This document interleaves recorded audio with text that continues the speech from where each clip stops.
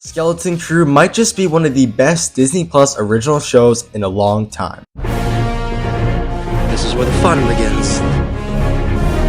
Now recently, Star Wars and even just original series on Disney Plus have been very hit or miss. You are so right. Of course, there have been some of the best like The Mandalorian, Clone Wars Season 7, Andor, or even Loki from the MCU. Thank you. But then there's the divisive ones, like the Book of Boba Fett, Tales of the Empire, and the most recent Star Wars project before Skeleton Crew, The Acolyte. The divisiveness of The Acolyte might have even matched The Last Jedi.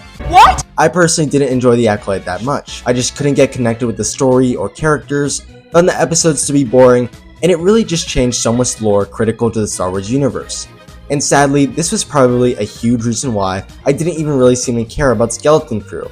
Sure, I knew about it and saw the posters, but I never really watched the trailer and didn't even watch the season's premiere on the day or during the first couple weeks it came out.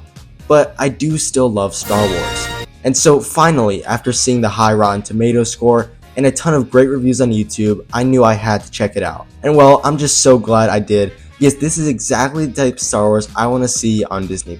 Let's just begin with the characters, who I think are the most important parts of any TV show or movie. And while Disney just did an excellent job with every single one, all four kids each had their own distinctive personality, and it was so nice to see their connection grow as the show went along. Not to mention, each character had their own big moments or episodes to shine throughout the show. I specifically enjoyed episode 6, which not only had a big focus on KB, but also focused on having the kids finally group together as true friends and understand things about each other. Or in the finale, when Wim actually turned on the lightsaber correctly and really found courage inside him. Watching this show as a senior in high school was honestly perfect. I turned 18 later this year, and this show brought me back to what it truly feels like to be a kid, always looking toward adventure and fun. Each kid has something that I can relate to, something that made me feel something.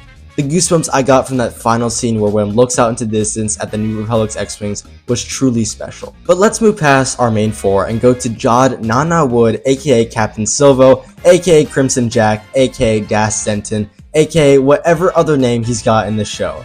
Jod just might be the most interesting character of the show. I mean, he's a character that is just so hard to read throughout each episode. I really thought that he was going to be one of those pirates that's serious on the outside, but really has a heart of gold or a soft spot on the inside. Think Jack Sparrow, Savvy, or even Long John Silver from Treasure Planet. Even in episode 7, when he was using the lightsaber to threaten the kids and their parents, I thought he would have some sort of redemption in the finale. And sure, even though he kinda did in the sense that he threw his blaster away and accepted his defeat, I thought it would be more of him maybe saving the kids, similar to what he did in episode 4. But either way, this is exactly what made him such an awesome character to watch. While it was nice to hear about his backstory, I would really love a season 2 of this show to explore that more and potentially for him to have a more significant redemption. Now let's get into things more story focused. And the first thing I loved was just how disconnected it was from every other Star Wars show and film. It made it so that it could be its own separate story in the Star Wars universe that didn't have to answer questions connected to the films and shows or include cameos of popular characters. It was just a fun show that still felt like Star Wars. I also enjoyed the inspiration the show took from films like The Goonies and Indiana Jones. I love movies from the 80s, and I also love adventure and treasure hunting in films, so the mix just worked amazingly. Even though some episodes were filler, I actually really liked that because it added more to the characters and made the situation of getting back to At-Aten feel more dire. Speaking of At-Aten, the whole mystery they created behind it and how dystopian the planet felt was super interesting. The finale revealing that their leader is just a giant droid who can watch everyone reminded me a lot of Big Brother from 1984.